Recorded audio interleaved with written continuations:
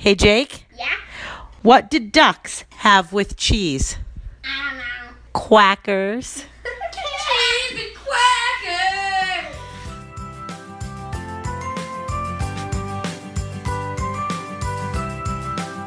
Hello, everyone, and welcome to Engage, a family gaming podcast. This is episode 174, and I am your host, Steven Dutzman. This is the official video game and board game podcast for EngageFamilyGaming.com. EFG is a website where parents like myself and my co-host come together to give everyone the information they need to get their family game on. This week is a very special week. Not only am I joined by my regular permanent co-host, Amanda Farrow, the CEO of like 47 websites, Princess of Power. I love it that you're now introducing me like I'm Shira. That delights me. I like nicknames and code names. So you get to be the Princess of Power, but most importantly, editor-in-chief of SuperParent.com. That's the one that's relevant because this podcast is produced in partnership with SuperParent.com. But we are also joined from the other side of Amanda's office by Mike Futter. You've done a lot. You do all sorts of stuff. Why don't you just say what you have done and why you are here? Currently, I am a freelance writer. I write for GameDaily.biz. Hey, I know that website. That's the other website that Amanda is the EIC of. I have somehow managed to earn myself the title of tabletop editor at SuperParent. I started writing some tabletop stuff for fun. Wrote a big holiday guide, and then we just kind of spiraled that into, hey, we should keep doing this thing. I have a monthly column on Variety called In-Game Economy. This is the other big thing that I have, like the business writing. So I have a business-related column on Variety. I write weekly for Game Daily. I write features for Game Daily. And I've written for Polygon, Mashable. Prior to that, I wrote 2 books, the Game Dev Business Handbook and the Game Dev Budgeting Handbook. And before that, I was the news editor at Game Informer. Which is how I became aware of who you were, because I used to listen to that podcast, and you were on it every once in a while, and your dog barked that all was the the big time. joke when Henderson had me on, back when the podcast was a fully audio affair once a week. He would jokingly say that, news editor Mike Futter and his dogs were going to be on the podcast. So yeah, it's mostly Ash. And it was and I was like, wow, dog barking. It never bothered me. I thought it was hysterical. And then I followed you on Twitter, and then one day you were like, hey, everybody should join this Discord because this lady that I know... in quotes... I mean, more or less, partner. that's how you said it. And then you didn't say that. The tweet you sent did not say that, and trust me, I stepped in it for a few seconds, but Amanda set me straight. It was fine.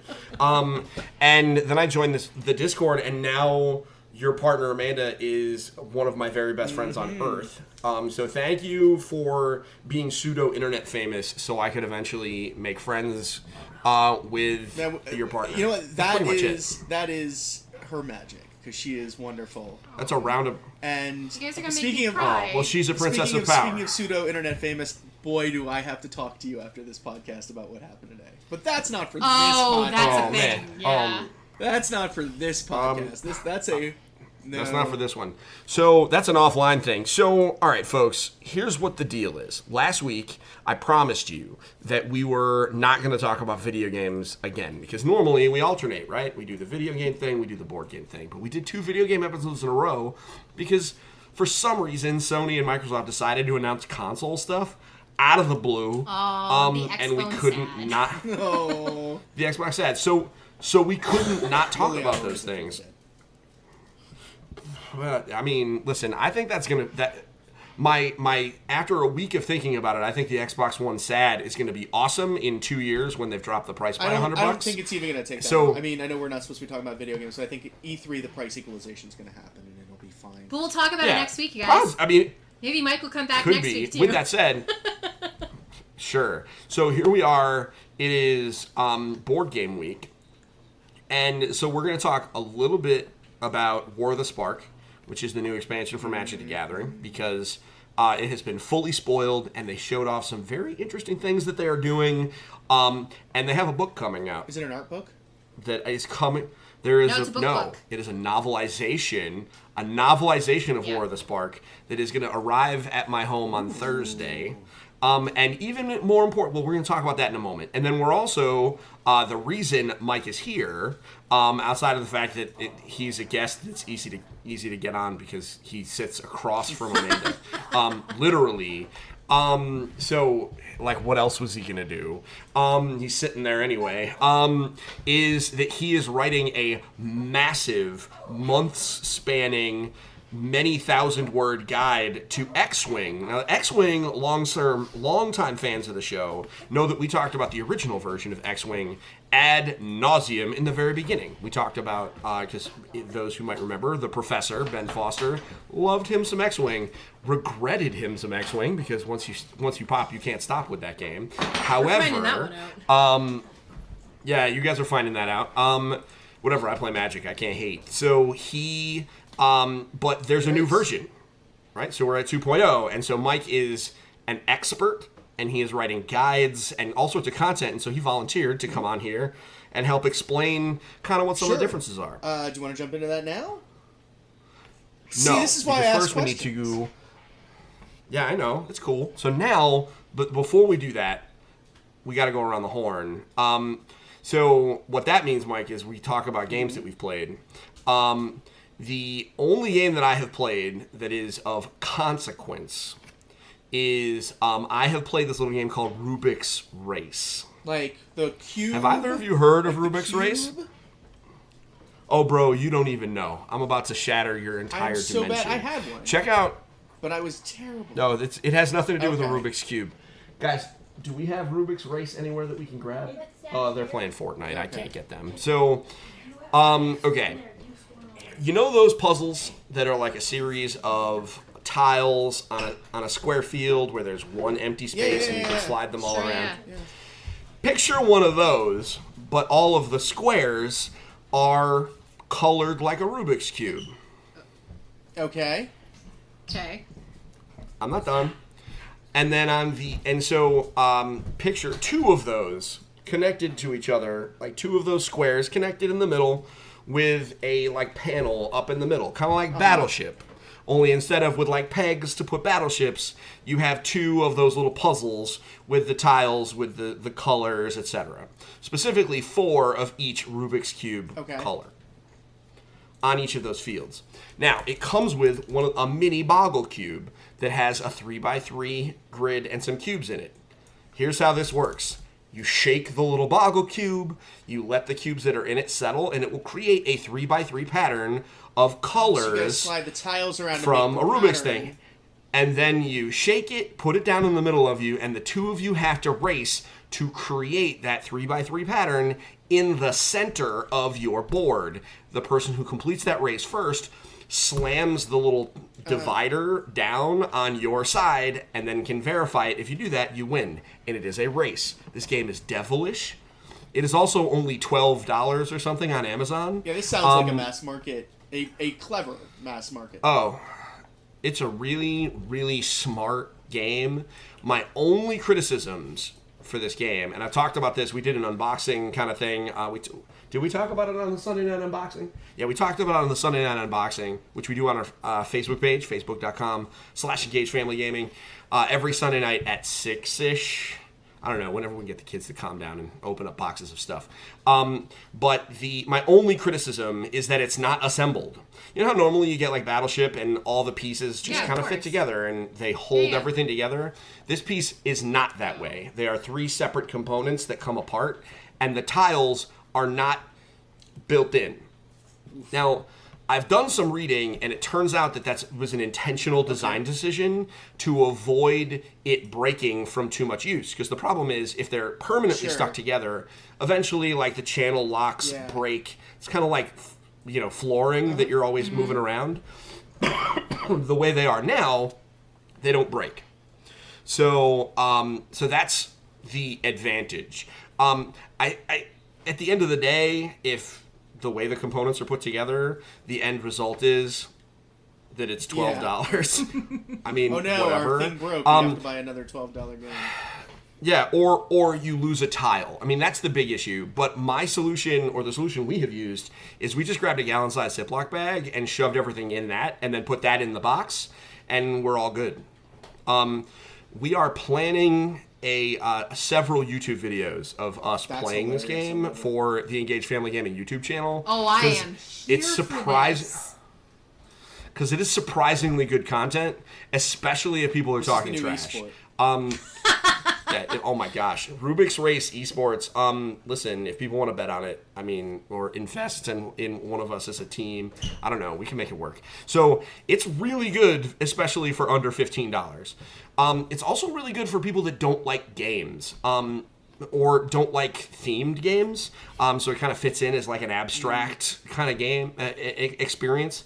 My middle son, Jake, really doesn't like, well, you're a wizard, or you're people trying to solve a disease. Like, he really just wants to, like, have a thing that he does and just does it. And so, as a result, he kind of digs Rubik's Race for that. With that said, this is one of those games that if you're not good at the slide puzzles, you're owned. Mm-hmm. Like, if you can't do those puzzles, because you have to be able to think in those shapes. Like, if you can't do it, you're terrible. For example, any ideas who's really bad at those? This guy. So I challenge people and I just get absolutely roasted. It's terrible. The two of them are arguing now over who's better or worse. But our oldest is actually quite good. And Mommy is the best. Because, of course, Mommy is the best. Do you mind? Peanut Gallery. So... I like peanuts. This is what happens when you record a podcast with a 10-year-old in the room and then talk about him. I guess I did that to myself. So that's Rubik's Race. It's really good. Sounds good. It's really good, guys. Especially for what it is. You know what I mean? Sometimes you get a game and like it has no right to be as good as it is. Yeah, usually it's the opposite, and that's the age of Kickstarter. But... Oof. Speaking of Kickstarters, did Amanda tell you the craziness I of the I saw some of it. They it. canceled 3 projects, and one of them had been fully funded. Yeah. That's Kickstarter So, taking a big stand like they don't usually, and I'm kind of curious to talk to our contact there so, and find out what happened. So for folks listening, this could be it could result in a fundamental shift in the way Kickstarter works. Essentially, or how different companies use it. Kickstarter has a rule, and we've talked about Kickstarter before. If you're new to the podcast, it's a crowdfunding platform, kind of like GoFundMe, only you put up a creative idea and people more or less pre-order. Yeah, but Kickstarter, Kickstarter to try and get your game funded. Kickstarter is not a store. The important thing is that board games, because of the way that you can manufacture prototypes, you can get those out. In fact, we have a prototype I need to talk about. In fact, I can talk about it. I played it. But we'll get there. We'll get there. You can get prototype out to reviewers, so when you launch your Kickstarter, you actually have reviews on day one from big board game content creators. Video games can't do that, and I think it's a big reason why video game Kickstarters have kind of trailed off, and board game Kickstarters have seen a huge uptick. The other thing is, a lot of times they know what their stretch goals are. These campaigns are managed so excellently that really what they're trying to do is figure out what the optimal manufacturing run is for these things, as opposed to will it, won't it? Because most of these, especially because you've got companies like IDW Games, which is tied to IDW, the comic company. You've got Cool Mini or Not, which has done a bunch of games. You've got AEG, which is a huge board game company that does Kickstarters. Renegade does huge Kickstarters. So you've got all these established companies that are still using Kickstarter, not in the way we originally envisioned Kickstarter was going to be used. They are kind of like a pre-order with a bunch of bonuses. But what happened this weekend? And so they have a rule, Kickstarter does, that says that you may not have multiple campaigns running at the same time. Now, their interpretation of running includes from the time that the campaign goes live to the time products are delivered. That's not how I've ever understood that to be applied. Wait. Oh, this gets better. Bro, let me finish. Because, boy, I think I have a couple from a couple of Tiny Epic games. That is technically to the letter how their policy works.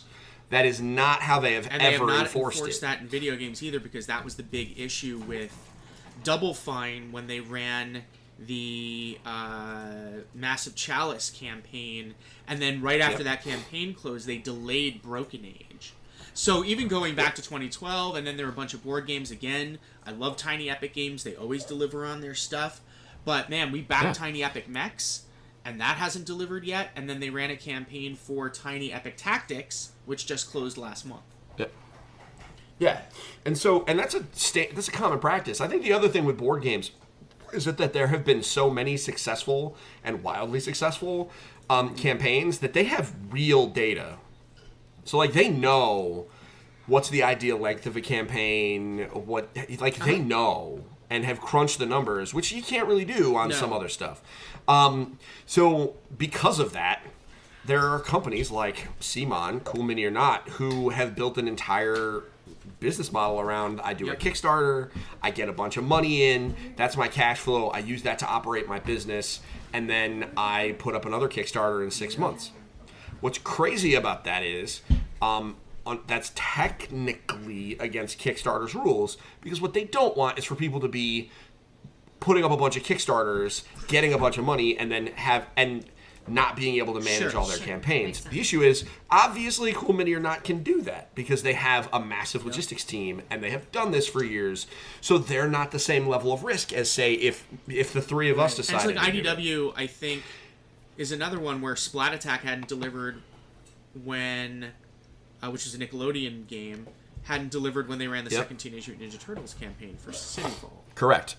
And that, up until this weekend, was never a concern. This weekend, on Saturday or Friday night, the weekend time, it might have even been late Thursday, but over the course of the weekend-ish, there were 2 campaigns that were canceled by Kickstarter, and a third one that was, I don't know if canceled is the right word, but it was a campaign that was completed and funded. Orbit. And then they just shut it down, and it was before charges. I think it was before charges were taken from accounts. I don't know. I saw the word refund. Were there refunds? Okay, I understand. I heard that it was before, but fine. They were sending money back, and no one really knows all of the answers. Right? I think so. I'm not sure the names of all the games, and I don't necessarily want to throw any of them around. I don't want to throw the names around because I don't know that. Because what I don't want to do is make people feel negatively about these games, because I think the issue is everybody was playing by the same rules. It looks like Kickstarter has started to quietly enforce what was a it was a written rule that they weren't necessarily, kind of even following themselves. One thing that does add an extra layer to this is that 2 of the campaigns were obviously running at the same time, and Colossal, which is a publishing company, was involved in both of them. And so technically you can't have two Kickstarters going at the same time under the same company. So that could have been like a weird technicality that triggered some stuff. It's very possible that these campaigns will go live again on Monday and we'll never, and it might not be an issue. But I know those companies are working with Kickstarter right now, and what I've seen from some of their postings and comments in various Facebook groups is that they're not really getting anywhere. And I'm seeing some movement where a lot of folks are like, well, if Kickstarter's going to operate like this, then we'll do... it's going to be like the Nintendo seal of approval. Got it. We'll just open more than one company, or they'll just have one go through Kickstarter and then another one go through Indiegogo. Yeah, they're going to send these people to ground, and honestly, that's not going to result in the best possible... that's not going to work how they think it's going to work. I don't think so, because the reality is they need both the big publishers go there because there's lots of people on the site, buying board games, but a lot of those people are there because of the glut of kind of mid-tier titles. And so if that symbiotic relationship goes away, that takes the bottom out from all the little creators who just want their $5,000 so they can get a print run done so that they can get their game published by somebody else. This will be really interesting to watch in the next 2 months. My question here, though, and this is the first question I would ask in an interview to my contact at Kickstarter, is you guys approve all of these projects before they go live. What part of the process fell apart here? Well, it's an automated process. It's not an entirely automated process. I mean, when I launched one very briefly for Engaged Family Gaming 6 years ago, and it was sure as hell automated. Okay. But then again, that was, but I'm sure that there is some manual stuff involved, at least somewhere. It could be that it's approved, and then somebody has, they have a 20, X amount of hour window to double check the system in case things get weird. They also know what's running, and my question kind of gravitates over to a campaign that was run successfully funded, and based on the word refund that I saw floating around, charge. Sure. So if you don't use Kickstarter, I think the important thing to understand here is the timeline of how this works. A campaign is approved. The draft page goes live. Sometimes that gets sent to reviewers. Like, I've seen projects in draft before. The project goes live, runs for a set period of time, usually between 20 and 30 days. And, assuming it funds and it overfunds, then there's stretch goals that are unlocked. Project closes, and you're not charged immediately. Because a lot of times what will happen, back in the old days, you were charged immediately. Yeah. Oh, no, you are charged immediately. Hold on, I'm sorry. You are charged immediately by Kickstarter. You might not be charged for everything because they have to use the survey to deal with shipping costs. Sometimes they use external services like BackerKit. So then you're going in, you're potentially buying add-ons, you're potentially buying... so yeah, if the project closed, there were obviously refunds that needed to happen because they get charged immediately by Kickstarter. Yeah, I mean, it's... You might not have gone through a BackerKit It's a very interesting... Or a pledge manager process. Yeah, it's interesting to see, because you are right. And I'm just thinking about my other Kickstarters that I've done in the last couple of months, and all of them were funded. All of them took their money from me within minutes of the campaign closing. Like, the only one that hasn't charged right away is I backed this really cool book of RPG maps that... We bought it's that so cool, too! right? And I bought all the sticker pages, and because I just thought that was super really awesome. baller. We were that super was the only excited one that for for that. some reason didn't charge for like a couple of days, but like Life Siphon by Lay Waste Games closed, and like there's $90 for your metal version of that game. Yeah, because that game is sick. I don't know if you've played. I have not, but I'm a huge Dragoon fan, so this game's the sequel to Dragoon. No, they've actually confirmed that it is the sequel to Dragoon. It's the sequel. So, okay, they didn't confirm that to me. I talk to them every show. Anyway, I'm not trying. They're like, the dragons, the dragons from Dragoon have taken over the surface, driving humanity underground. You know what? I read it too quickly. I have a demo copy in the other room. I played the game. I didn't. They sent me the wacky box with like the confetti in it and everything. It made a huge mess. But isn't Dragoon great? So I could go on and on about Dragoon, but maybe what we should do, because here we are 24 minutes in and we haven't gotten to our topic yet. Let's talk about X-Wing. That's the reason for the season, as it were. So blasters and why? Starfighters. Yeah, it's a really good year to make Star Wars stuff. I think. It really is. So what's the deal with X-Wing 2.0? Why does it exist? Is my first question. Let's kind of pull back just in case people aren't familiar with X-Wing at all. X-Wing is a tabletop miniatures game, so it is in the same class of game that Warhammer and Bones. Ooh, are we talking Warhammer today? Oh, there she is! Bones and War Machine, and so all those tabletop miniature games with the intricate terrain and stuff. Except, unlike those games, the X-Wing miniatures, Fantasy Flight leans toward the mass market end of the boutique boutique board game spectrum. So these are fully assembled, fully painted minis, representing iconic and some less iconic ships in the Star Wars universe. I think the Star Wars fans would like to believe that all of their ships are iconic. I'm sorry, but there are a lot of ships that are simply not iconic. There are a ton of iconic ships, but not all of them. I don't disagree. I'm speaking for the Star Wars fans because Lord knows they don't talk enough. So haven't been on the internet this year. Was that? Oh no, that was what we here call a joke, sir. Amanda laughed. So she got it. I'm all. Yeah. She's used to my humor. X-Wing originally came out as the full name was X-Wing Miniatures Game. They've shortened that to X-Wing now. And the starter set, which is still very similar, comes with 1 X-Wing and 2 TIE Fighters. And the options... Is that balanced? Because there's 6 hull. So hit points are called hull. There are 3 hull on a TIE Fighter. There are 4 hull on an X-Wing, but it also has 2 shields. So it can take 6 hits. Okay. Those hits aren't exactly the same on an X-Wing because of the shields, but that's higher level strategy stuff. So, but it's about as balanced as you can get. Right, only and so the way ships. the game works is, just a quick overview is, it's a simultaneous movement planning game. So instead of I move my ships, then you move your ships, there's a phase that goes before that called the planning phase. So we have these little dials. In fact, I could show you, but it wouldn't translate to the podcast. No, it would not. So there are these little dials that have on them all the possible maneuvers that a ship could do. It can fly straight, it can bear left, it can bear right, it can do a hard bank left or hard bank right, it can do a U-turn, essentially, or it can do, like, one of those cool slides that Vipers did in Battlestar Galactica. And those Vipers were so awesome. They were. The ship battles in that show they were just unbelievable. We're almost ready for a rewatch, I think. So you plan, and what you do is you put your dials down next to your ships.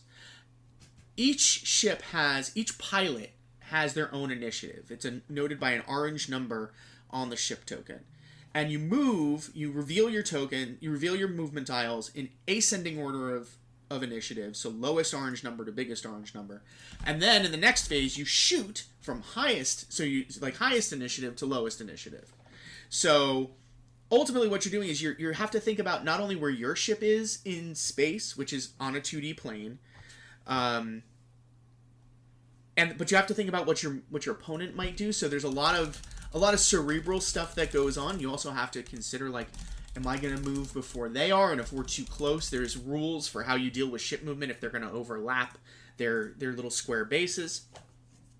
And so the game was always good. Like, I really loved the game when it started, but one of the things that started to happen quickly is you ran into a problem that Wizards of the Coast has somehow managed to avoid in the 20-30... How many years is Magic now? 25? 25 plus. In the 25 years, a lot of collectible games that have a long lifespan run into what's called power creep, which is the way that they make ships really interesting is they make them more powerful than the ships that came before. And that happened with X-Wing 1.0, and part of the problem was that all of the stats were printed right on the card. So their point cost. So the way these things work is you assemble a squad of ships and pilots and upgrades that trying to reach a threshold for 2.0. It's 200 points. I think it was 100 in 1.0. So you're attempting to create a squad around a certain point cost. So the X-Wing that released at the very beginning of 1.0 those pilots always had the same cost in that ship, and then they kept adding ships. What they've done in 2.0 is they've taken the point costs off all the cards. They've taken the stats, essentially all the stats with the exception of the firing arc, which tells you, like, where you can shoot, and the initiative number off of the tokens that go on the base, and everything is handled by a desktop or mobile app now. And that allows them to do two things. It allows them to tweak and scale, not only when new ships come out, but also if they find out that something is undercosted or overcosted and isn't getting played enough, because they look at all this data from their organized play, and they adjust the cost. The other thing they can do is there are some upgrades that are more expensive when you put them on a ship with higher initiative. So that you can't just say, I'm going to take this pilot that has an initiative of 6, which is a pretty high initiative, and then I'm just going to load them up with upgrades, and they're just going to be low-cost upgrades. The same cost where if you put that on a ship that had an initiative of 1 or 2 or 3. So the app scales all these things. The app is not perfect. The desktop app is a little bit better, but of course it's not as handy as just doing it all on your phone or on your tablet. The other thing they added in 2.0, which was completely absent from 1.0, is the Force. How do you have a Star Wars game without the Force? How do you have Luke Skywalker flying his X-Wing without, like, turning off his targeting computer and just using the Force to get those proton torpedoes into the exhaust vent, right? Because magic makes things complicated. Right. So it does, but now there are upgrades that are related to the Force and that allow you to do things like reroll dice. Or you can use a Force token to reroll dice whenever you want. So, but they're limited and they recharge very slowly. And then there are some abilities, and there are some crew members that you can add to larger ships that have the Force. So there's some really cool things that they've done. The other thing that they've done is when X-Wing 1.0 launched, there was the Rebellion, there was the Empire, and then along the way they added Scum and Villainy. So when Boba Fett's Slave 1 launched, it was actually an Imperial ship. It was not a Scum and Villainy ship. Yeah. So when they launched 2.0, they had to figure out, like, okay, well, how are we, A, not going to piss off all of the people who've been playing this game, and B, what do we do that's new and different in addition to the little things, like the Force is not, it's not a huge thing. I mean, it makes a difference, but it's not like a sweeping thing. So what they did was, they released these conversion kits. So all of your ships, if you buy these conversion kits, all of your ships from 1.0 now suddenly work with 2.0. You just box up all your 1.0 stuff and put it away, with the exception of a couple of tokens. A couple of, like, the asteroid tokens, or, like, the bomb tokens. All the little tokens in the game have now been streamlined and have some interesting design. So, like, all the circular tokens clear at the end of the round. So you know if there's a circular token on. And it wasn't always like that. They were all different shapes and stuff. Okay. They split up the factions. So they released a second core set somewhere during 1.0 when Force Awakens came out. So it was the X-Wing T-70, which is Poe's ship, which is the new X-Wings for the Resistance, and the new TIE Fighters. So the TIE Fighter, I think they're the FOs, the First Order TIE Fighters. So, but the Resistance and the First Order were part of the larger factions. You could run Resistance ships with Rebellion ships. You could run First Order ships with Imperial ships. Now there are 6 factions that they've started introducing. So there's so much. The Empire and the Rebellion. Then they added conversion kits for First Order and Resistance to actually split those off. And then they just added the prequel faction. So they added the Galactic Republic and they added the Separatist Alliance. And all of them play differently. All of them have a lot of unique flavor. So now we're looking at factions that have flavors that are similar to magic colors. Like, you know what blue is going to do most of the time. You know what blue is going to do. You know what green's going to do. You know what black's going to do. You know what white's going to do. You know what red's going to do. I mean, I know what blue's going to do. It's going to make it so I don't get to have fun. But, carry on. Not my fault. That's not my fault. Anyway, that was a shots fired, and we'll save that for a much more magic-centered podcast.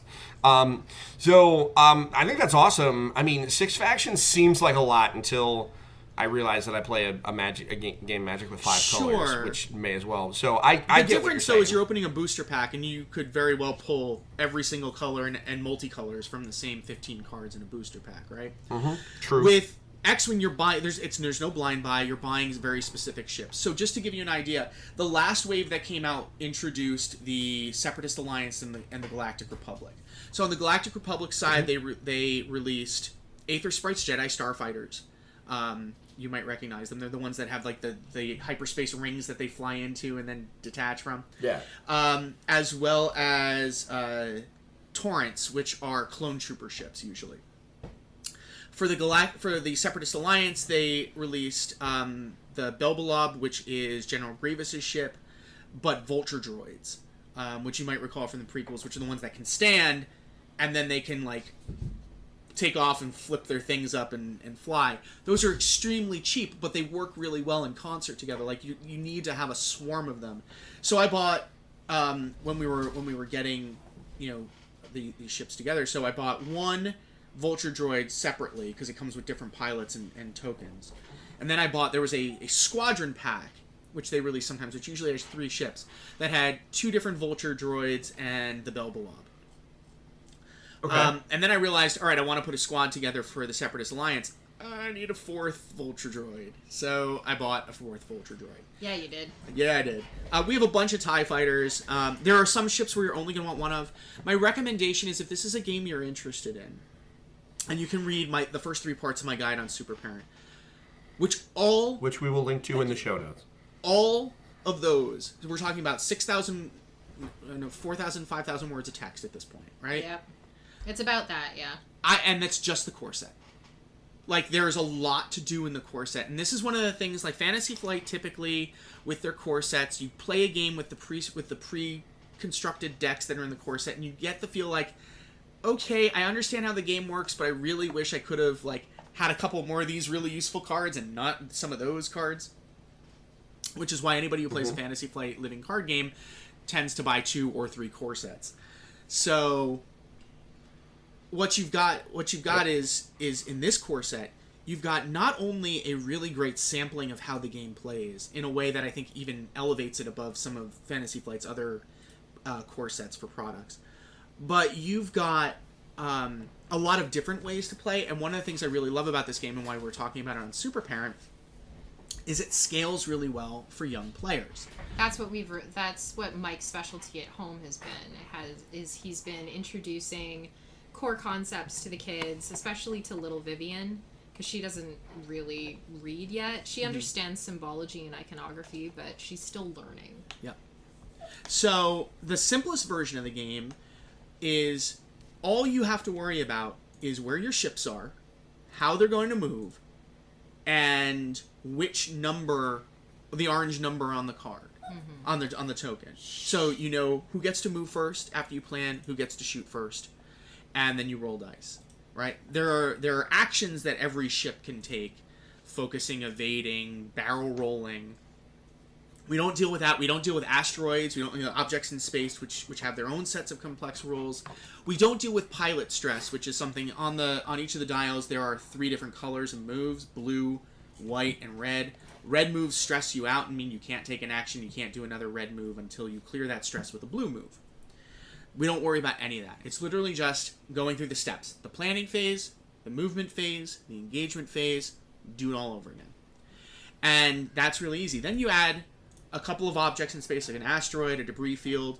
You add the actions, and then you work that in. And after that, there are these quick build cards that come in the set now. There's also a full PDF on their site. So if you upgrade from 1.0, and what you do is you pick a predetermined number of a danger or threat or something like that. So if I say we're going to play a game of 6 threat, so I can take my X-Wing and I can be like, all right, or I guess that's probably too much for the core set. So 4, right? So I get to pick, 1 X-Wing build with upgrades that has 6 threat, and they'll tell you like this one is 6 threat. It's this pilot with these upgrades. Yeah. And then the TIE Fighter ones can say, all right, well, I'm going to take 2 3 threat or 2 2 threat TIE Fighters, or 1 1 and 1 3, and you can just do those quick builds. So it's a very simple way. It's like net decking that doesn't get you a dirty look. That's true.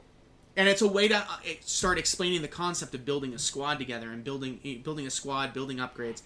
And once you've done that, and it's much more accessible than getting into a really hardcore tabletop war game like Warhammer, which is not for the faint of heart, and it is, it requires parents that are really, really, really into the game. That's the only reason why I got into Warhammer, is because my dad was into it. Because otherwise, I would have been screwed. I wouldn't have been able to understand the game at 10, 11 years old or anything like that, because it was just super, super complicated.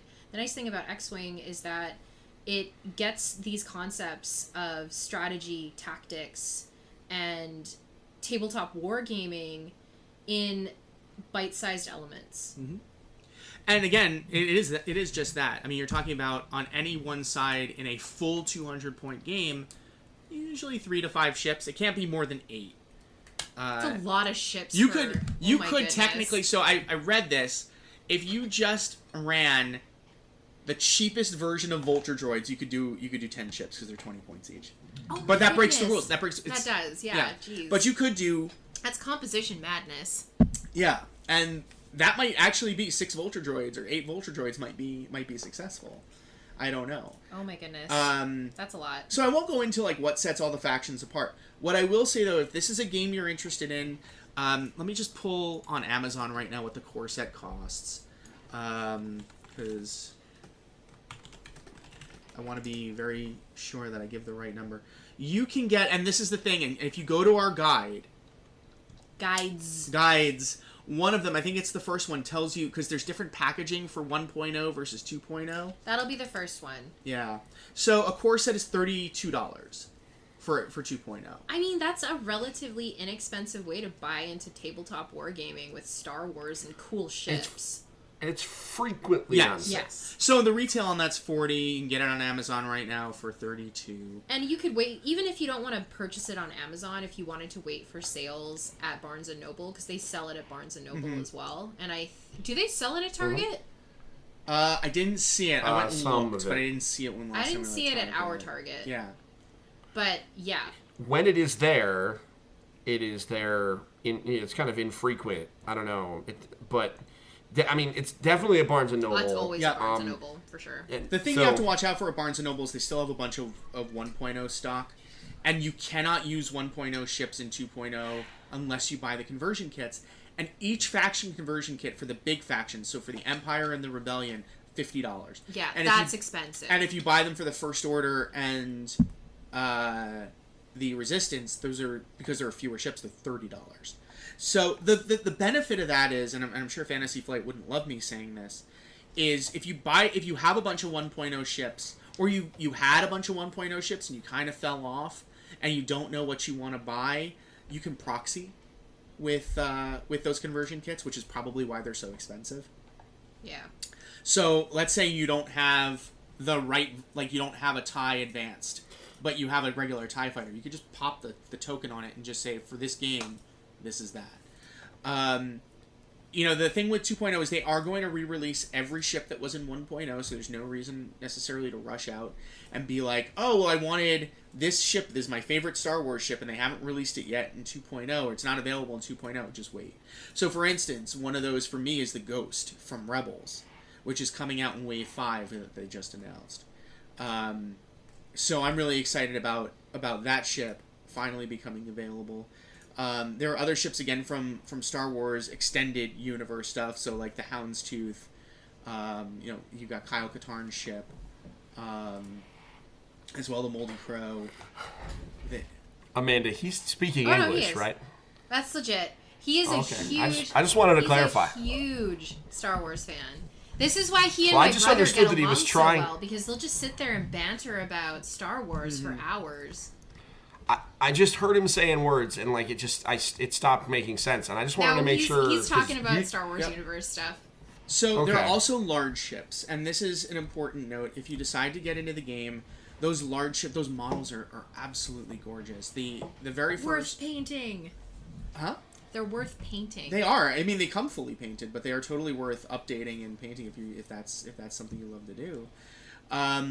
The two first ones that were released for 1.0 are the Millennium Falcon and Slave One. So obviously Han and Chewie's ship from the original trilogy, and Boba Fett's ship from the original trilogy. For 2.0, they released the Millennium Falcon. It's a scum and villainy ship, and it's Lando's Millennium Falcon. So it has the escape pod that comes out, which is a separate ship. But they are re-releasing the Millennium Falcon, the Rebellion, the Rebellion Millennium Falcon in Wave 4. I think it's Wave 4. So if you missed it the first time out in 1.0 and you're just getting into the game now and you really want the original look for the Millennium Falcon, great. There's also Rey's Millennium Falcon that is available for... That's super cool. Yeah, and I have all 3 of them now, I believe. Yes, I have all 3 of them. Of course you do. Sounds about That right. tracks. Sounds about right. So, but I would steer away from those big ships as you're learning the game, because they really change the way squad building works, because you're building around those ships, and maybe you'll have a couple of other small, weaker fighters around it. But you really want to get a sense for how movement works with the smaller ships before you kind of start moving into building around those big ships. I'm not saying don't buy them, because those models, again, are absolutely gorgeous. They're just a little harder to get to the table. Yeah, it's true. And especially when you go into the huge ships, because the biggest ship they ever released for X-Wing was the Tantive 4. So it's the Corellian Corvette from the very first scene in Star Wars. Oh, right. Got it. That was the very first one. It's a big ship. And it's on 2 large ship bases. So there's 3 base size. There's small, which is like the X-Wing. There's medium, which is like the U-Wing from Rogue One. If you saw that, it's the one that kind of opens the pieces. It looks like a U when it's flying, but then it can open up and look like these long tail wings behind it. Right, yeah, I'm familiar with that one. They released, in 1.0, they released, Imperial shuttles, so the wings fold up. And that's the thing that they also added in 2.0. So now, like, an X-Wing's S-foils can open and close. Yeah. The articulation's kind of cool. Yeah. That adds that little... Yeah, why not? Well, it adds that little element of, interaction where you didn't think there would be. And there's actually a gameplay function. Like, you can play without doing that. You can just leave them open, whatever. But there are cards that are free that for, like, S-foils where you can flip it between open and closed, and that actually confers different abilities. And there's a lot of ships. So if you watched the trailer for Rise of Skywalker... and I'm sure you've seen this ship, saw the ship in Last Jedi and I think Force Awakens. So when Rey is facing off against Kylo Ren and the ship's flying at her, that's a TIE silencer. So that's coming in the next wave as well. So they're really timing these ships around the promotions for the movies. Well, of course they are, because because merchandising didn't Yeah. Yogurt told us all about that. Merchandising. Spaceballs. Can we be honest? Spaceballs to the quest for more money. Why are they not making this? It writes itself. Because Mel is very old. It's true. Yeah. Okay. True. Yeah. It's fine. All he needs to do is sign off on. Yeah. Who else was really, really, really old? Stan Lee. Yeah. R.I.P. And. I mean, I know, R.I.P. But the Mel Brooks is still doing theater. Yeah. I mean, it's true, he is. which is most definitely harder than his 2 weekends on a soundstage. Like, this is 2019. Yeah. He could do voice work, and they could just do a CGI Yogurt. I mean, and this is totally not appropriate for a family gaming podcast. But seriously, why are they not making? Also, how many comedians can we name rapid fire that would do it for free? Right. Yeah. Basically, right? Jack Black is definitely Barf the Dog 2.0 for $0. Like, he would just let him post the trailer on his YouTube channel. You hear that, Jack? And that's it. You're signed up. He would do it for $0. Tell me he wouldn't be in it. Tell me he wouldn't do it. Oh, he totally would. You can't.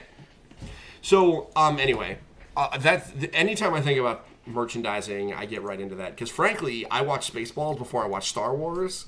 So, most of my knowledge about, I'll tell you guys this offline, because my listeners have heard my I didn't watch any of Star Wars until 2015 story a dozen times. I'll tell you guys this offline. It actually makes total sense when you hear it. It's just the people listening to this have heard the story. Okay.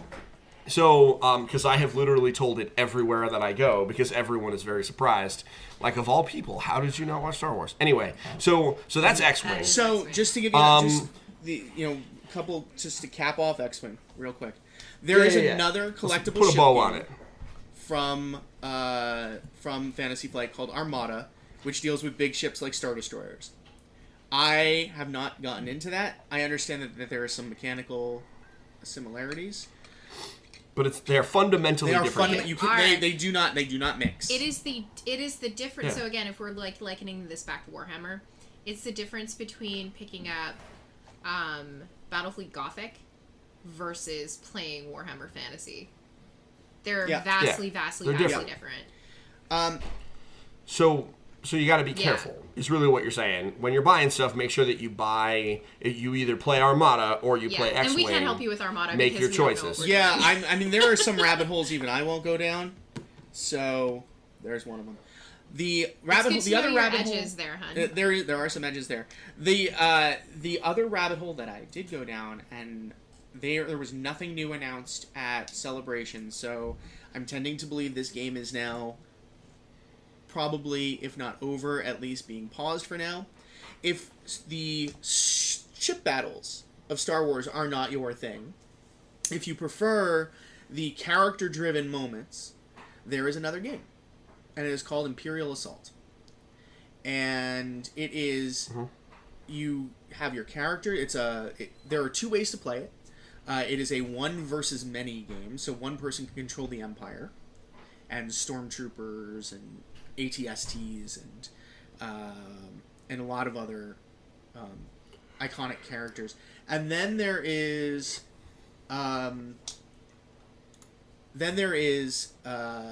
the Rebels, but your character is a no-name. Like, they have names, obviously, but they're not the iconic. You're not playing as Luke and Han and Chewie and Leia. However, you can recruit them as part of side quests. So it's a campaign game. And you play over a series of... There are main missions and there are side missions, and they alternate. And depending on which side missions you go on determines... what upgrades you'll be able to get. It's super cool. And then what they did was they added an app for it as well. So that app is awesome. Yeah, like Mansions of Madness 2nd edition, like Descent 2nd edition, you can play it completely as a co-op game with the app driving how the Empire works.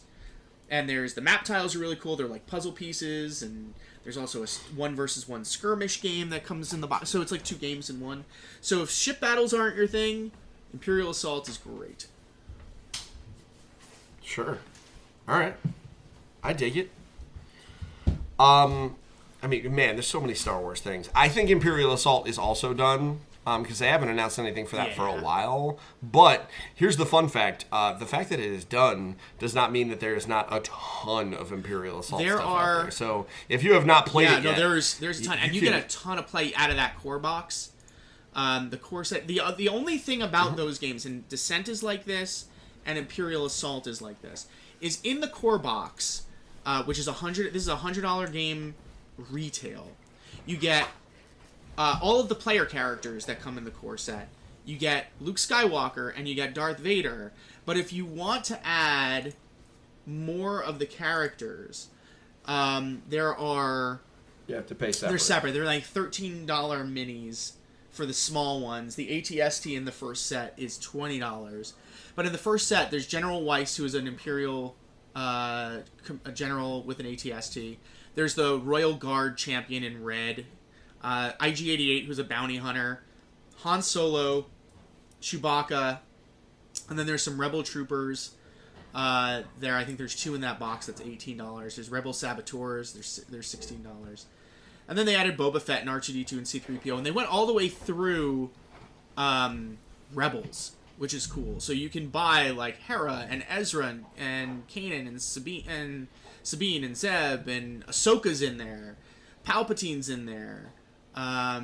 So yeah, there are, just to be clear, there are 1, 2, 3 big box expansions and 3 small box expansions, and the big box expansions are completely self-contained games unto themselves. I think you do need the base set, but they are like full new campaigns. These are like RPG campaigns in a box with miniatures and map tiles and everything. Yeah. Awesome. I dig it. I mean, there's just so much Star Wars stuff. This is a great year for Star Wars. It really is. Not like Imperial Assault was this year, but I mean, it had a good run. It had a good run. The reason Imperial Assault is over is because Fantasy Flight started doing Legion, which is a traditional miniatures game where you do have to assemble and paint your miniatures, and the other game, they've got some self-contained board games out. If you are looking for something that is standalone and self-contained and doesn't have any major expansions, again, if you like ship battles and that's the kind of strategy that you like, but on a grander scale, I would recommend Star Wars Rebellion, which is like the rebels are trying to blow up the Death Star, and the Empire is trying to find the Rebel base. And then coming very soon, like this month, I believe, is Outer Rim, which is living the life of a smuggler. So Fantasy Flight has this license. They've taken the ball and run with it. Some of the things are great. Some of the things less great. But overall, I really like what they've done with the license. Yeah. If only video games went as well. That's a different That's another podcast. Yeah, and trust me, that one's been podcasted about plenty. True. So let's table the X-Wing stuff. We'll have you back when more X-Wing stuff happens, because I am interested to kind of keep up on it. Also, you have to teach me I would how be to glad play. to teach you how and to if you play. can teach a 6-year-old, if you can teach a 6-year-old, that means you I can would teach throw me. you into the deep end. I would throw you into the deep end with a full game. You throw me into so the you deep can end. handle Yeah, this. that's great. I probably could. I'd be terrible, but I could do it. And I'll bring and teach you Gaslands because we can play it on the same board. Have you heard of Gaslands? I think so. All right, let me paint you a picture, sir. And then we'll move on. Gaslands is a miniatures combat game that is essentially X-Wing style stuff where you're putting down templates and moving stuff around, but it's twisted metal. Oh, really? And the figs, instead of buying pre-made models, because who does that? Great. You use and customize your old Matchbox cars. It's awesome. I would want to play I it. just spent a bunch of your money. I'm gonna need you to And stop took up talking a on my bunch of Amazon. room in your office. On Amazon, all you will find are templates and a rulebook. The rulebook is like $12. Yeah, I'm looking at Gaslands Post-Apocalyptic Vehicular Combat. It's $15. If you wait until September, there's a second edition. Okay. But it is so we immediately went through a bunch of our Matchbox cars. So we will So how did play you- a bunch of how stuff did on you the same table. customize them? How do you How did customize you them? customize Like, them? oh, so we haven't done a lot of our customizing yet. However, this is what I did do. Do you have younger children around? Do you remember the Tonka trucks that were like kind of Thomas the Train, but they were like all the Tonkas that was like there was a dump truck and then there was like a race car and they had eyes. So what I did is I went to Once Upon a Child, which is a secondhand store, and I bought a giant bag of those all in that one line for $6. And what we are doing is I'm going to have my wife, who is more talented than I am, put painter's tape over their eyes, and then I am going to paint them all matte black, and then I'm just going to get like wet red paint and just like whip it at them so it's got like blood splots all over them. That's how I'm going to do. And if that looks a little too creepy, then we're going to do neon. We'll wipe that off and then just do neon green and make them look really aggressive. So do you buy just like little plastic guns and stuff and glue them on? And I'm sure, being that you have a Warhammer person in your house, I bet you that you have a box of bits. we don't. We but don't. Not right now. My bits are in Canada, so I left them with my brother. Okay. It's not like they're in space. I mean, you can get bits. I feel. Like, Maybe whether when you I get go them home from for a visit, I'll bring home some bits with me. whether you get them from her brother or you go on eBay, like you you can can get bits bits on eBay. It's very you could, easy to get bits on eBay. This also doesn't seem Also- terribly expensive. That's one of the reasons why I like it is that you can use basically your garbage and So we can go Right, through like, at the end of Vivian's the- nonsense and be like, baby girl, we're taking all these. yeah, pretty much. That welcome to Gaslands. So the other topic I wanted to talk about briefly, because I know you guys have a hard out. I want to talk a little bit about War of the Spark. It's been fully spoiled. The whole set is done this coming weekend. So those of you listening on Friday, tonight at midnight, and this weekend are the pre-releases. Go figure, War of the Spark, the Magic the Gathering set about a bunch of heroes fighting, is the same. The pre-release is the same weekend as Avengers. That irony is not lost on me, although I'm sure it wasn't on purpose. So the set it's coming out officially May 3rd. Our preview and beginner's evaluation, as it were, will be coming out sometime next week, including our favorite cards and also all sorts of stuff like that. But yesterday, Wizards of the Coast announced something that was super awesome. Something that they have never done before. don't mind the scolding parent. We have children who are not going to bed. So for those listening, it's challenging for all of us. So forgive me on that one. So this one of the hallmarks of War of the Spark is that there are 36 planeswalkers in the set, which is more than have ever been printed. And one of the key components to that is they are not all mythic rares anymore. There are uncommons, rares, and mythic rares, which for those that are not super familiar with Magic, basically that means there are really powerful planeswalkers, but there are also less powerful planeswalkers that we will see lots of. And they thought of very elegant ways to do that from a design perspective. We don't necessarily need to go into that, but these they're characters. These are heroes, more or less. They're the Avengers and the bad guys. And what's really interesting is they went, and to celebrate this kind of momentous set, which is ending a huge plot line that's been building up for a whole bunch of years. Sound very familiar, anybody? They reached out to a bunch of Japanese artists and had them do alternate art for all 36 planeswalkers.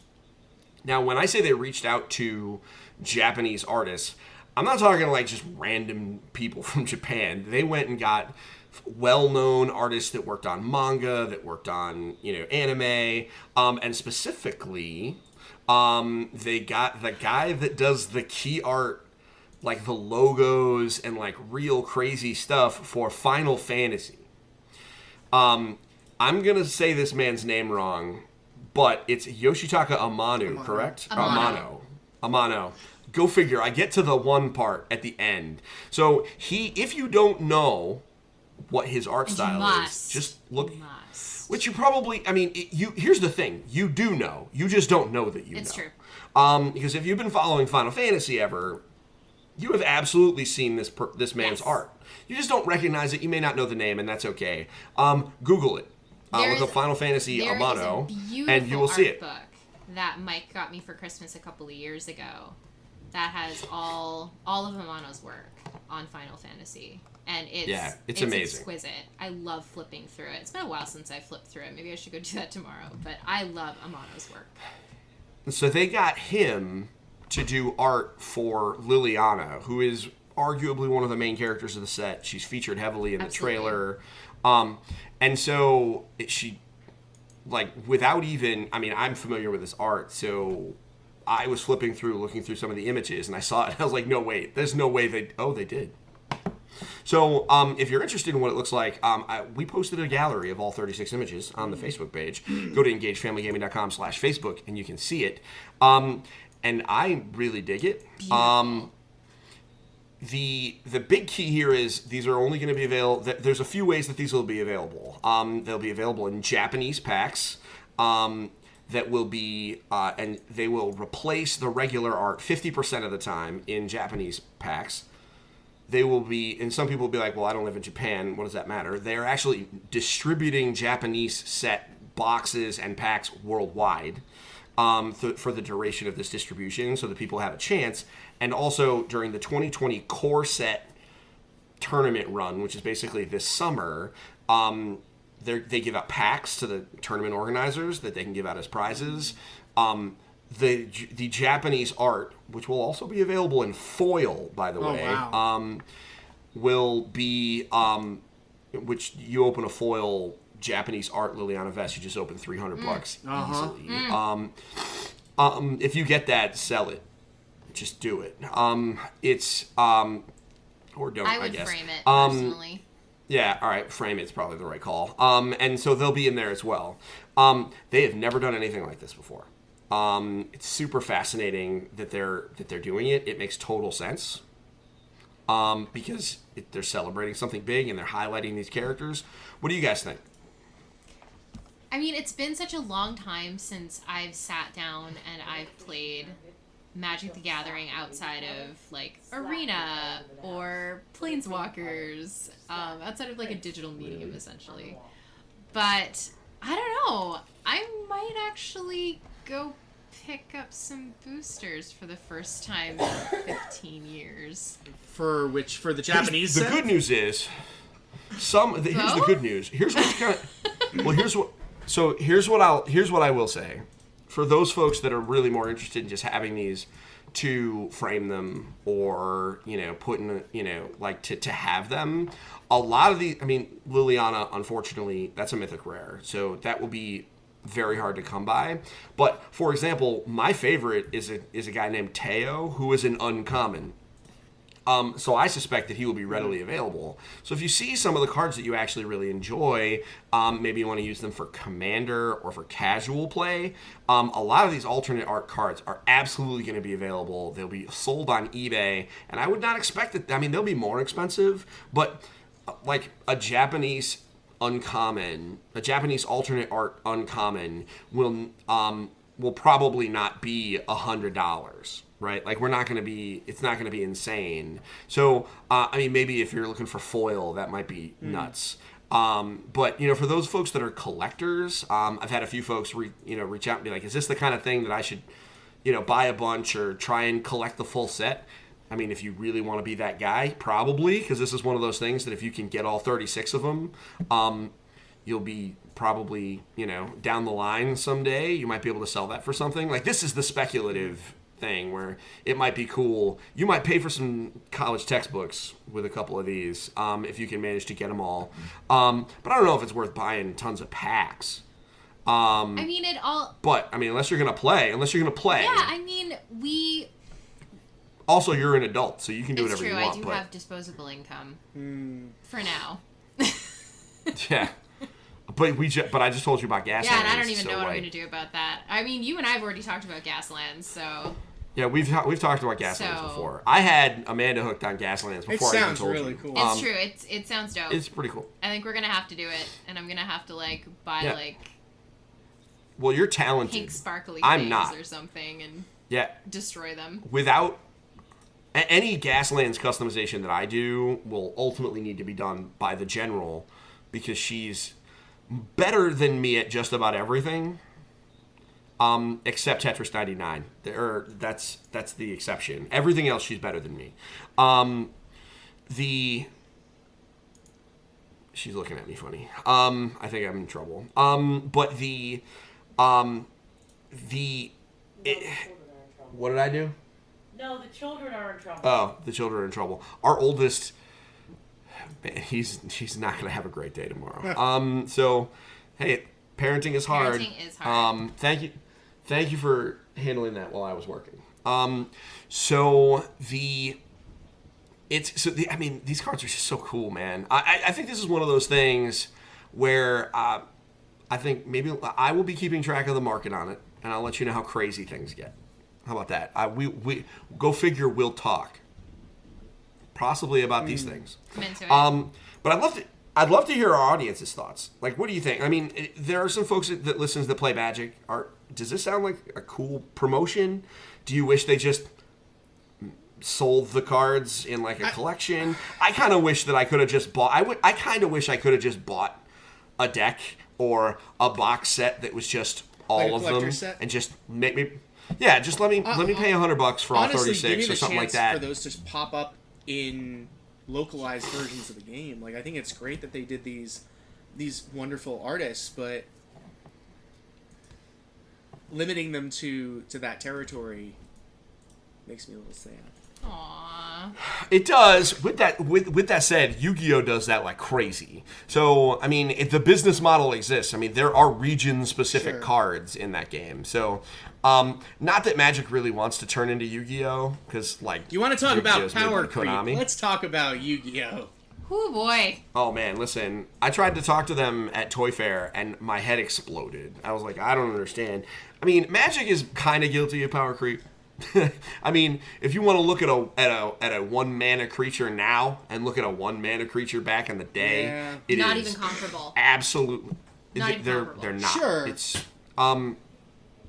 I would look at some of the most powerful creatures that came out when I started playing Magic, and now they're maybe playable and limited. Well, but the thing is, there's Like, also maybe. keyword synergies that exist to help kind of that a little bit. I mean, at the end of the day, Magic has learned how to make cards. Like, there's power creep, but also they've learned how to make cards. And one of the ways they do that is rather than just making cards have to stand on their own, which is what they had to used to do, now they basically build decks and ship them out as part of the sets. Like, there's keywords in this new set that have a deck built like this is what you're going to play. And it's just almost built for you 75% of the way. Well, I mean, that was part of their big push 25. 5 years ago when they started being like, we need to get more people to the table or the game's going to die. Then this wasn't Magic was dying. This was just like, we're going to start seeing attrition if we don't start bringing in new players, which is where Friday Night Magic came from, and which has been way longer than 5 years. But so this set is really interesting to me because I came back into Magic during Lorwyn, which was when Planeswalkers were very first announced, and there was one in each color, and it was a Johnny in white, it was Garrick in green, it was Jason blue, it was Chandra in red, and it was Liliana in black. And I do still have all 5 of them. So, and which one was it? Jace Bellerin? Was he the one from Morrowind? Like that was their first name, or was it? Because it's not the Mind Sculptor. It's definitely not the Mind Sculptor. No, I don't think so. Let me see. You would have gotten rid of that by now. Jace Lorwyn, Jace Bellerin. It was just their first name and last name. Yeah, it was his first one. But Jace is who I built one of my mill decks around because his plus ability is +2, each player draws a card, -1, target player draws a card, -10, target player puts the top 20 cards of his or her library into his or her graveyard. Oh yeah, he's a mess. He's a mess. Everybody knows you don't let Jace get to 10.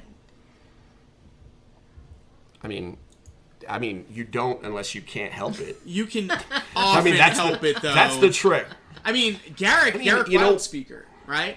Untap 2 target lands is his +1. -1, put a 3/3 green beast creature token into the battlefield. His -4, now he starts with 3. His -4 is creatures you control get +3/+3 and gain trample until the end of the turn. Yeah, so it's an overrun. Well, here's the thing, right? The trick with Planeswalkers is you don't, and this is normally the Magic stuff we talk about is super high level for, or targeted to beginners. But like for beginners, when you're building when you're using a Planeswalker, the reason that Jace Bellerin specifically was not like, I mean, he's good, but like is that he's just bad. Like Jace Bellerin is a bad Planeswalker, and part of that is because a good Planeswalker can defend themselves, and he cannot. So like most Planeswalkers that like pass the test of are they good is that they can like kill a thing or create a thing to block for them or something like that. Anyway, no, but it was just my Merfolk that drew fire because they were tapping and generating new Merfolk and then milling and. Yeah, so you played a deck that was like fundamentally unfun, and people beat you about the head and neck for it. I get it. I mean, yeah. Well, all right. And as I understand, but as a fundamentally non-blue player, I can tell you.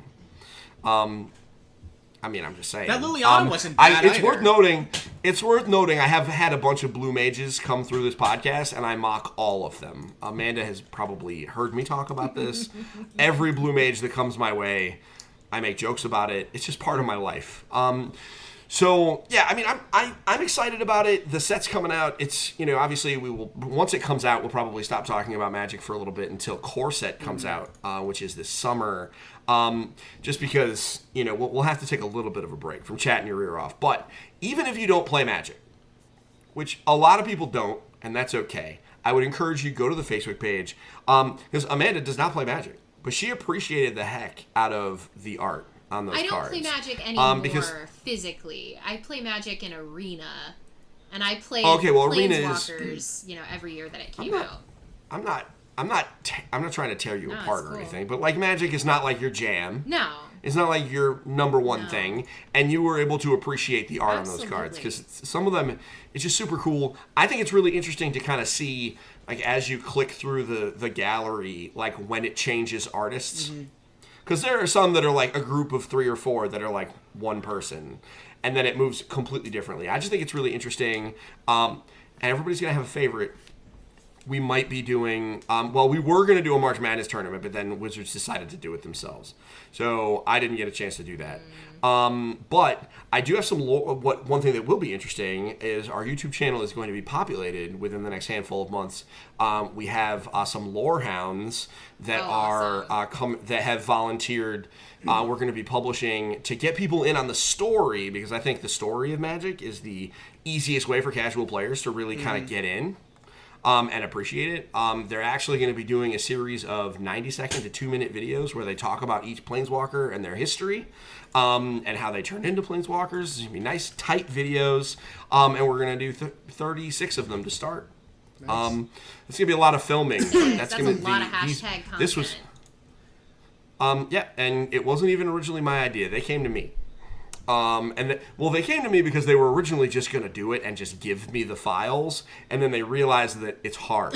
And I was like, oh yeah, you should, before you started like trying to figure it out, you should have come to me, because I could tell you a way to make it like a whole lot easier on you. That's awesome.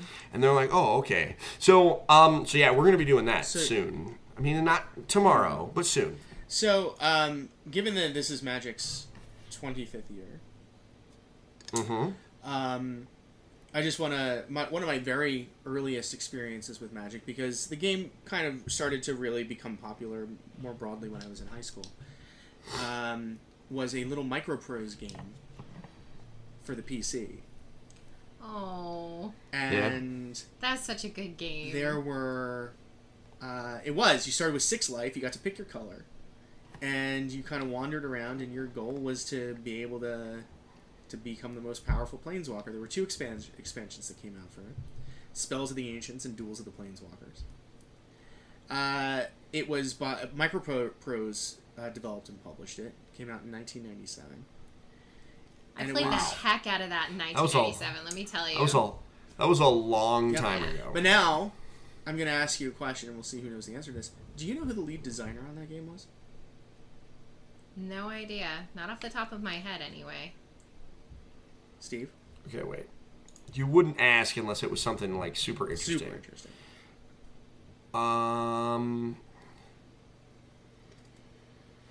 Wait, I'm gonna take a guess. Is it Cliff Bleszinski? In 1997, was he born yet? He's not that young. All right, who was it? All right, Microprose could have given it away, because they were the original publishers of a series called Civilization. Sid Meier was the lead designer on the Magic the Gathering PC game that Microprose developed. Yeah, you're right. Okay. I was all thrown off. And you know what? That's pretty big, yeah. Cliff Bleszinski isn't even the guy I was thinking about. I was thinking that it was one of the Doom guys, because they were doing stuff back then. I don't know. I'm tired. One of the id guys? Yeah, they were pretty... Yeah. They were pretty into the FPS, though. That would have been on brand if one of them did it because they were bored and doing code. Maybe, I guess. And just like accidentally made a game. We accidentally made a Magic the Gathering game, guys. Well, because you've listened. You've read Masters of Doom. That would have absolutely been possible. They just went on a bender and like ate some pizza and accidentally made a Magic game. To be clear, though, Cliff is 3 years older than I am. He was born in 1975. So what are you saying? That you're also super young? I'm also super young. Yeah, is that what you're saying? Yeah. Yeah, sure. So, I said the wrong name. Give me a break. Oh. Give me a break. Hey, look, if it makes you feel better, you still would have been wrong. It's true. I still would have been wrong. Wow. Oh, don't worry. I'm always wrong. On that note, folks, this has been episode 174 of Engage, a family gaming podcast. I do hope that you are... I would hope that you enjoyed listening as much as the 3 of us enjoyed recording. Mike, this was a special treat. I get to actually hear your voice, maybe like 3 times a year? This was a pleasure for me. Thank you for having me. Absolutely. Anytime you want to talk, you want to get nerdy, you're certainly welcome to sit on the other side of Amanda's computer and put a microphone on. And Amanda, thank you for booking our guest. I know it was hard to get in touch with him. It was a chore getting in touch with him. Your people had to get in touch with his people. He's definitely. His rider was complicated. Thank you for taking care of that. Only the brown M&Ms. So folks, next week we'll be back for more video game action. We're probably gonna talk. I'm thinking. We're probably not going to talk about Mortal Kombat. No. In fact, we are not going to talk about Mortal Kombat. That is the thing we are not going to do. I can say it definitively. There's actually an article on the website that answers the question, is Mortal Kombat appropriate for children? If you want to see it, you should go read it. Go read it's it. a fantastic, and then, deep article. and then read the comments, the earnest comments from people who are very concerned that I really didn't know the answer to that question. You got caged. I was like, oh man, Troll this is in rough. the But we dungeon. will probably, we're probably going to talk a little bit about Square Enix taking the big boy spot at E3. Probably. If they don't show Avengers, probably some other stuff. I quit. Mike's gonna riot. definitely He's gonna showing riot Avengers. in Jersey. I have Is there friends at Square Enix. They will get nasty emails from me. is there a world in which they don't show the Crystal Dynamics Avengers game? This is a tease for next week. Is there a world? Okay, the only world is if it's not ready. We don't know. Like they have a new studio but in Bellevue, so I don't know. They have to say something. I would hope so. They have to say something. Sure, we'll get a cinematic. You're such a no, Interesting. I'm gonna lodge my prediction right now. They were smart enough to keep it quiet last year, and they are following in the current trend of we're gonna really show it when it's close, and it'll be out this year. I think that's reasonable. How about this for a fun fact? Last year, Kingdom Hearts 3 concert, the day before their press conference. Yep. This year, Final Fantasy 7 concert, right before their press conference. Also true. Oh, you think the remake's still happening? I don't know, but that remake is at least. But let live the dream. That remake is now under new direction. Yeah. They announced it already. Sure. Yeah. I mean. Okay, let's. Anyway, this is week. All the middle of my closing. That's for next we'll talk week. about that I next guess week. Mike's Mike, coming you're welcome on to come the back. podcast again next week. Tila will be back. Oh, that's great. By the way, our my good friend Tila will be back. She's had a rough time of things these last couple of months, but she's back. She got a new computer, so she's going to be here to party. So, folks, thank you very much. I hope you guys have a wonderful week. Here's my only favor. This is it. Like us on Facebook, because we're on the march to 2,000. We're not quite there yet, but we're getting close. there. We want to get to 2,000 as quickly as possible, because then I can pick another arbitrary goal and start marching towards that. This is how social media works. So if you don't like the Facebook page yet, like it. If you know someone that doesn't like it, for example, Mr. Mike Futter didn't like the page until I mentioned it beforehand. So now he loves it. So thank you. So until next time, folks, we will see you on the other side. Don't forget to get your family game on. We'll see you next week. Bye.